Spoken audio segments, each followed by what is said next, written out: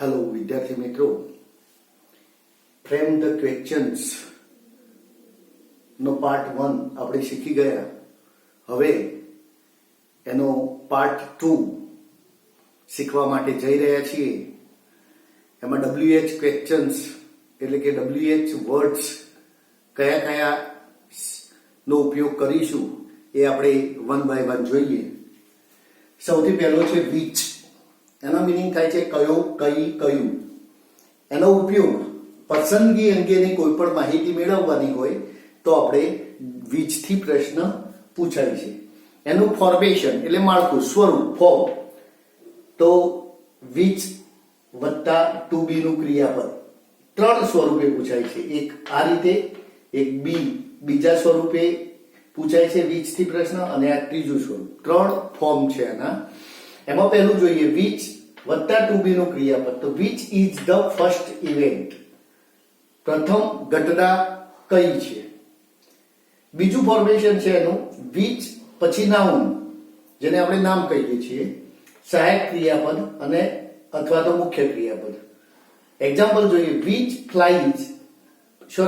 Files is yours. તમારી કઈ ફાઇલો છે. Which animal runs fastest. તો તમે જો વિચ છે, આ ફાઇલ છે એ પણ નાઉન છે, એનિમલ એ પણ નાઉન છે. અહીંયા સહાયક ક્રિયાપદ તરીકે અહીંયા ઈજ છે, અથવા તો મુખ્ય ક્રિયાપદ તરીકે બીજા વાક્યમાં રન્સ આવેલું છે. તો આ એક ફોર્મેશન છે. ત્રીજો પ્રકાર છે વિચ થી પ્રશ્ન પૂછવાનો. તો વિચ વત્તા નાઉન, સહાયક ક્રિયાપદ વત્તા કર્તા વત્તા મુખ્ય ક્રિયાપદ. કઈ રીતે તો જુઓ, વિચ નાઉન તરીકે આપણે અહીંયા બુક આવી, સહાયક ક્રિયાપદ તરીકે આર, કર્તા યુ અને મુખ્ય ક્રિયાપદ રીડિંગ. તો which book are you reading now. અત્યારે તમે કઈ બુક વાંચી રહ્યા છો. બીજા એક્ઝામ્પલ આપે છે વધારે પ્રેક્ટિસ માટે. Which is your phone, which mirror do you like, which colour suit me more. અને પ્રેપોઝિશન આગળ લગાવીને by which buffalo was the lion attacked. Passive voice છે પ્રશ્ન, પેસિવ વોઇસમાં પૂછાયેલો છે. તો આ વિચ નો આ રીતે પૂછાય. એના પછી બીજો WH શબ્દ છે વોટ. વોટ એટલે એનો અર્થ થાય છે શું. માહિતી મેળવવા માટે પણ આનો ઉપયોગ થાય છે, અને કોઈ વ્યવસાય કે હોદ્દો તમે કયો ધરાવો છો એ જાણવા માટે પણ વપરાય છે. એમાં પણ ત્રણ ફોર્મ છે. એક આ રીતે વોટ થી પ્રશ્ન પૂછાય, બીજો પણ પૂછાય, અને ત્રીજો. ત્રણ જુદા જુદા રીતે. તો વોટ સહાયક ક્રિયાપદ અથવા તો મુખ્ય ક્રિયાપદ અને કર્મ.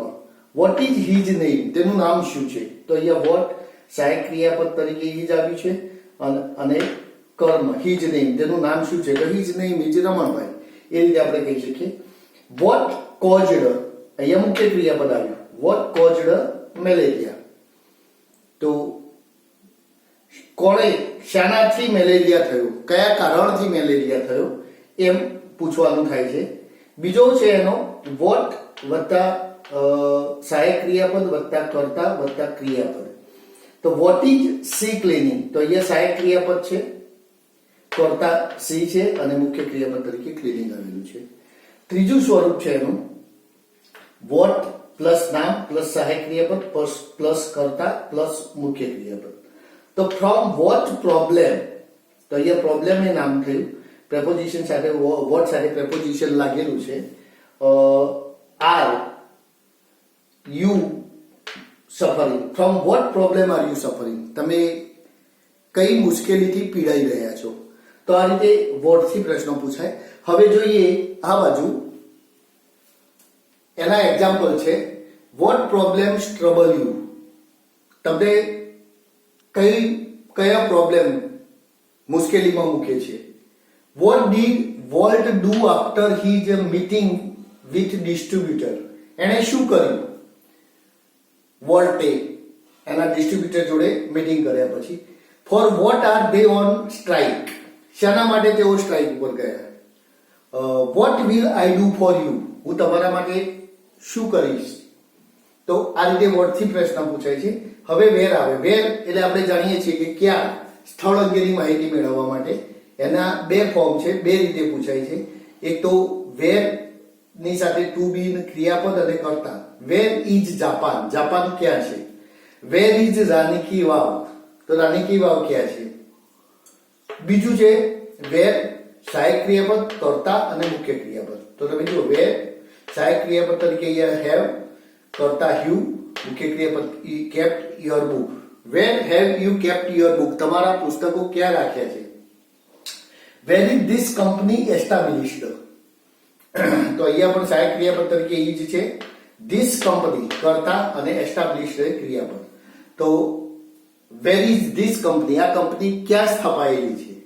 અને ત્રીજું from where are they coming? તેઓ ક્યાંથી આવી રહ્યા છે? તો વેર ની સાથે સહાયક ક્રિયાપદ, કર્તા અને મુખ્ય ક્રિયાપદ. તો આપણો આ છઠ્ઠો WH શબ્દ હતો અને સાતમો WH શબ્દ છે વેન. વેન એટલે ક્યારે. સમય અંગે માહિતી મેળવવા માટે એમાં બે સ્વરૂપો છે.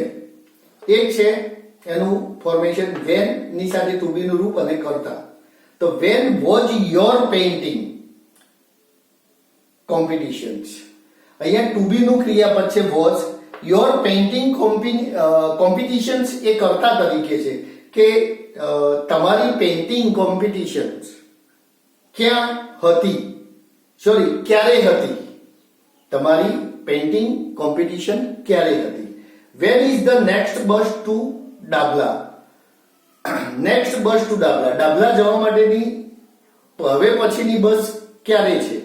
તો અહીંયા ટુ બી ક્રિયાપદની સાથે વોઝ અને ઇઝ ની સાથે યોર પેઇન્ટિંગ અને the next bus, your painting competition એ કરતા છે અને ધ નેક્સ્ટ બસ એ પણ અહીંયા કરતા છે. એવું જ બીજું એનું સ્વરૂપ છે ફોર્મેશન વેન થી પ્રશ્ન બનાવવા માટે. વેન સહાયક ક્રિયાપદ, કર્તા અને મુખ્ય ક્રિયાપદ. તો when are you going to Mount Abu? તમે ક્યારે જવાના છો માઉન્ટ આબુ?